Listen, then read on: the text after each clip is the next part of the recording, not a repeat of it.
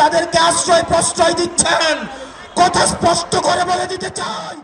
রক্তের হোলি খেলা কি তবে শুরু হয়ে গেল 12 ফেব্রুয়ারির নির্বাচনে?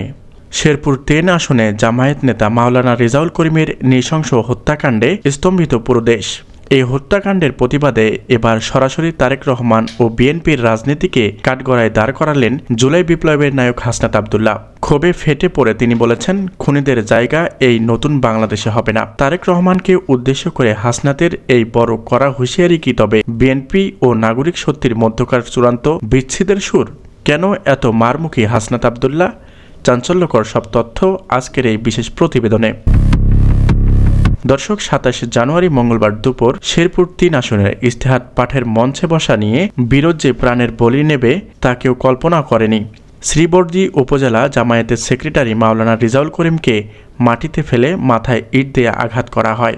অতিরিক্ত রক্তক্ষরণে ময়মনসিংহে নেওয়ার পথে তার মৃত্যু নির্বাচনী পরিবেশকে বিষিয়ে তুলছে। তদন্ত বিশ্লেষকরা বলছে, এটি কেবল বসার অবসান নিয়ে বিরোধ নয়, বরং প্রতিপক্ষকে মাঠ থেকে সরিয়ে দেওয়ার এক পরিকল্পনা। এই হত্যাকাণ্ডের পর থেকে শেরপুর সহ সারা দেশে বইছে ক্ষোভের আগুন। বিশেষ করে জুলাই বিপ্লবের তরুণ সমাজ এই খুনের ঘটনাকে নতুন বাংলাদেশের স্বপ্নের উপর আঘাত হিসাবে দেখছে। হত্যাকাণ্ডের খবর পাওয়ার পরপরেই কুমিল্লার এক জনসভায় বিস্ফোরক মন্তব্য করেন এনসিপি নেতা হাসনাত আব্দুল্লাহ। সরাসরি বিএনপির শীর্ষ নেতৃত্বকে হুঁশিয়ারি দিয়ে তিনি বলেন, আপনারা যদি মনে করেন গত 17 বছরে ফ্যাসিস্টবাদের মতো আবারও কোনো রাজত্ব কায়েম করবেন, তবে আপনারা ভুল স্বর্গে বাস করছেন। বাংলাদেশের মাটিতে আর রক্তাক্ত করতে দেওয়া হবে না। যারা খুনের রাজনীতি করে তাদের জায়গা আর বাংলাদেশে নেই। হাসনাত আব্দুল্লাহ আর যোগ করেন, আমরা রাজপথে ফেসিবাদী হটিয়েছি, কোনো নতুন ফেসিবাদীকে দেখার জন্য নয়। জামায়াত নেতা রেজাউল করিমের রক্ত বৃথা যেতে দেব না। যারা এই খুনের সাথে জড়িত তাদের বিচার এই বাংলার মাটিতেই হবে। হাসনাত আব্দুল্লাহর এই আক্রমণাত্মক অবস্থান বিএনপির ভেতরে তীব্র প্রতিক্রিয়া সৃষ্টি করেছে। বিএনপি নেতারা একে রাজনৈতিক উস্কানি হিসেবে দেখছেন। অন্যদিকে জামায়াত ইসলামী ও এনসিপির জোট হত্যাকাণ্ডের পর থেকে আরও সংহত হয়ে উঠেছে। রাজনৈতিক বিশ্লেষকরা মনে করেছেন, হাসনাত আব্দুল্লাহর এই বক্তব্য কেবল একটি হুঁশিয়ারি নয়, বরং এটি ভোটের আগে ক্ষমতার মেরুকরণের সংকেত। তারেক রহমানকে লক্ষ্য করে দেওয়া এটাই মন্তব্য প্রমাণ করে যে জুলাই বিপ্লবের নায়করা এখন আর কোনো ধরনের রাজনৈতিক দাদাগিরি বা সহিংসতা সহ্য করতে রাজি নন।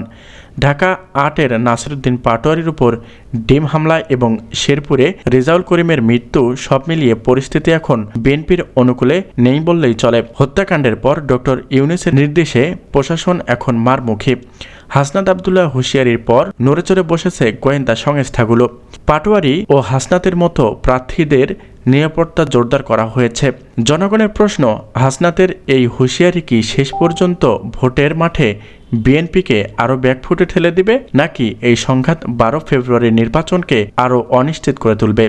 তো দর্শক, হাসনাত আব্দুল্লাহর এই কড়া বার্তার পর তারেক রহমান কি তার কৌশলে পরিবর্তন আনবে? মাওলানা রেজাউল করিমের খুনের বিচার কি এই অন্তর্বর্তীকালীন সরকার নিশ্চিত করতে পারবে? আপনি কি হাসনাত আব্দুল্লাহর এই বক্তব্যের সাথে একমত? আপনার মূল্যবান মতামত আমাদের ভিডিওর কমেন্ট বক্সে লিখে জানান। ত্রয়োদশ জাতীয় সংসদ নির্বাচনের প্রতিটি ব্রেকিং আপডেট পেতে সবার আগে আমাদের চ্যানেলটি সাবস্ক্রাইব করে আমাদের সাথেই থাকুন। ধন্যবাদ।